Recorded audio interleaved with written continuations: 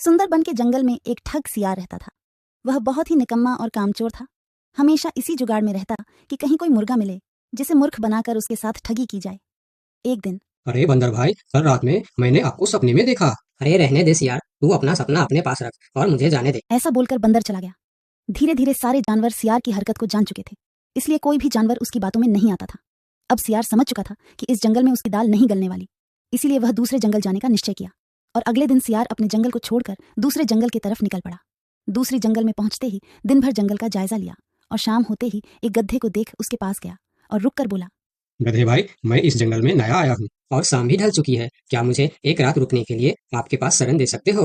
हाँ हाँ, क्यों नहीं। अभी तो तुम इस जंगल में नए हो और हमारे लिए मेहमान हो, और मेहमान तो भगवान के समान होते हैं। ऐसे कहते हुए गधे ने सियार को अपने पास रोक लिया और उसे सम्मान के साथ भोजन कराया। भोजन करने के बाद दोनों आपस में बातें करने लगे। सियार ने गधे से बोला, अरे गधा भाई, इस जंगल में पीपल के पेड़ के पास एक तालाब है, जानते हो उसके बारे में?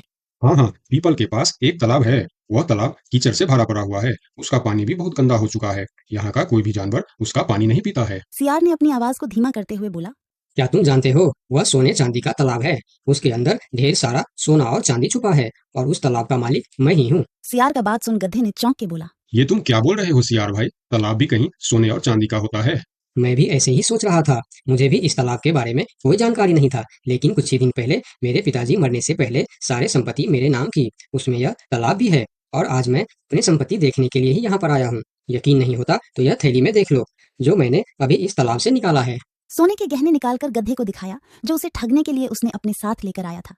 गहने को देखकर गधे को सियार के बात पर विश्वास हो गया और बोला, अरे हाँ, ये तो सचमुच सोने चांदी का है। तब तो तुम बड़े ही भाग्यशाली हो, इसलिए तुम्हारे पास ये सोना चांदी का तालाब है। अब सियार मन ही मन खुश हो रहा था। उसे तो इसी बात का इंतजार था। गधा भाई, मुझे इस संपत्ति से कोई भी लालच नहीं है। मेरे पास मेरे जंगल में और बहुत सारे संपत्ति है जो मेरे पिताजी ने मेरे लिए छोड़कर गए हैं। मैं तो यहाँ तालाब बेचने के लिए आया था। सोचता हूँ तुम भले जानवर दिखते हो, क्यों ना तुमको ही यह सब बेच दूं। मुझे, यानी यह सोने का तालाब मेरा हो जाएगा और मैं इस तालाब का मालिक बन जाऊंगा। बेचारा भोला भाला गधा सियार की चिकनी चुपड़ी बातों में बहुत आसानी से आ गया और गधा सियार से सोने का तालाब खरीदने को तैयार हो गया। दोनों के बीच 4 सिक्कों का सौदा तय हुआ। ठीक है सियार भाई, मैं अभी जाकर हिरन के पास से 4 सिक्का लेकर आता हूँ। मेरे पास अपना घर न होने के कारण मैं अपनी सारी कमाई हिरन के पास ही रखता हूँ, और जब भी मुझे जरूरत पड़ता है मैं उसे ले लेता हूँ। ठीक है गधे भाई, लेकिन ध्यान से, जंगल में किसी को इस बात का पता नहीं चलना चाहिए, वरना जंगल के सारे जानवर मेरे पीछे ही पड़ जाएंगे। ऐसा बोल सियार गधे को भेज देता है और गधा हिरण के पास जाकर अपना सिक्का मांगता है। गधे भाई, घर में सब ठीक तो है ना? आज आपको अचानक से 4 सिक्कों का क्या जरूरत पड़ गया? अरे वह अपने जंगल में जो तालाब है ना, मैं उसे खरीद रहा हूँ। तालाब खरीद रहे हो? क्या करोगे तुम तालाब खरीद के? तालाब का तो पता नहीं, लेकिन उसमें जितना सोना चांदी है वह सब मेरा हो जाएगा। तालाब में सोना? ये तुम क्या बोल रहे हो भाई? मुझे तो कुछ भी समझ में नहीं आ रहा है। मुझे डर है कि तुम कहीं कोई परेशानी में ना आ जाओ। देखो, तुम मुझसे कुछ भी मत छुपाओ। क्या बात है, साफ साफ बताओ मुझे। हमारे जंगल में एक बहुत ही अमीर सियार आया है। ढेर सारी संपत्ति है उसके पास। और तो और, हमारे जंगल में जो तालाब है ना, जिसे हम लोग गंदा नाली समझकर उसका पानी भी नहीं पीते हैं, उस तालाब में ढेर सारा सोना और चांदी है। उसने तो मुझे उस तालाब से सोने का गहना भी निकाल कर दिखाया है। उसी तालाब को मैं खरीद रहा हूँ। हम दोनों के बीच 4 सिक्कों का सौदा हुआ है। मुझे तो वह सियार मूर्ख ही मालूम पड़ता है, जो इतने सस्ते में सोने का तालाब बेच रहा है। मूर्ख वो नहीं, मूर्ख तुम हो। भला तालाब भी कोई सोने चांदी का होता है? अरे गधा भाई, तालाब से पानी निकलता है, सोना नहीं। मैं भी ऐसे ही सोच रहा था, परंतु उसने मुझे सोने निकाल कर भी दिखाया। गधे भाई, मुझे वह कोई ठग मालूम पड़ रहा है, जो तुम्हारे आंखों में धूल झोंक कर तुम्हें झांसा दे रहा है। मैं एक तरकीब बताता हूँ, जिससे दूध का दूध और पानी का पानी हो जाएगा। कौन सा तरकीब हिरन भाई?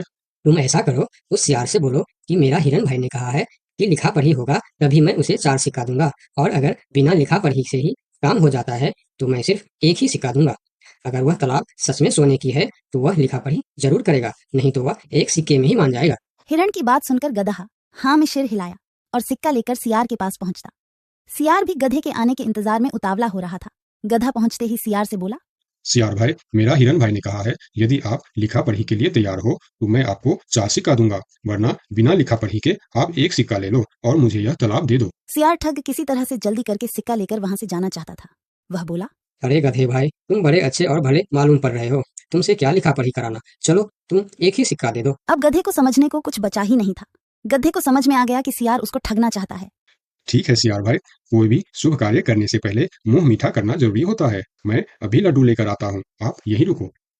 गधा जंगल से 2-3 जानवरों को बुला लाया और सियार की जमकर धुनाई कर दी। किसी तरह सियार वहां से जान बचाकर भाग